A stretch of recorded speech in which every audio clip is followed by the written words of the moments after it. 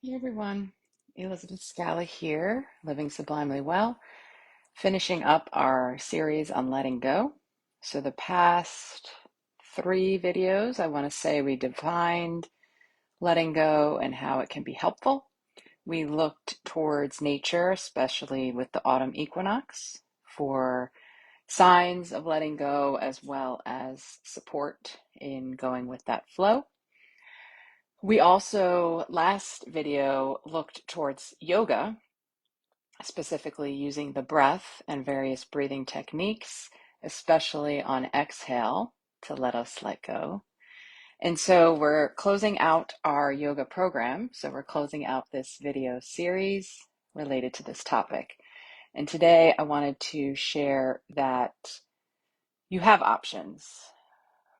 First of all, if there's something you're battling or struggling with, and you're having difficulty letting go, you have options. The first would be to just decide, you know what? I'm not even ready. This still really weighs on my heart. This still really bothers my mind. Um, I still want to feel into these feelings. I still want to honor the space of what has happened, and I'm not yet ready to let go. And you know what? That's okay. Um, Alternatively, you could decide to take an action. The action is only going to be able to happen from you. So, I was talking to my yoga class. I can facilitate the conversations within the group. I can write blog posts, articles, or share these videos with sort of tips and insights from my own experience. But taking a step is really just up to you. I've been holding on to a hurt for 4 years now. I was elected the president of a national nursing organization, a holistic nursing group. I was honored, thrilled, ecstatic, excited, happy, grateful, all of the good feelings when I was elected, shocked. I only served that presidency term for 3 months.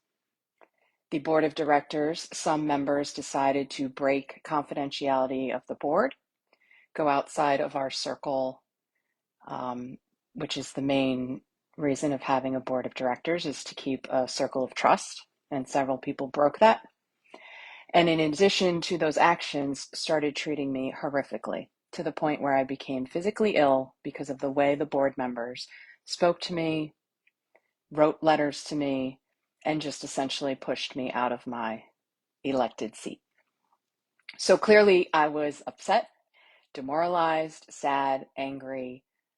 To be honest, I felt like a loser when I had to step down. So it's been 4 years with those feelings. Now, here's another thing to think about. I'm angry at the board members. I'm sad that I left the position. I felt like I let down the association and membership. So the feelings I'm harboring for 4 years, while they were externally towards other people, also were internally towards me. I just said, I felt like a loser. I felt ashamed. I felt like a quitter. I felt like I let people down.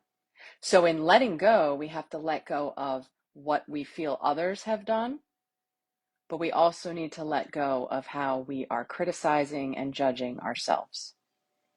And so I want to thank my yoga students for journeying along this topic with me. I've worked through many of these issues. I've made some phone calls. I've written some letters.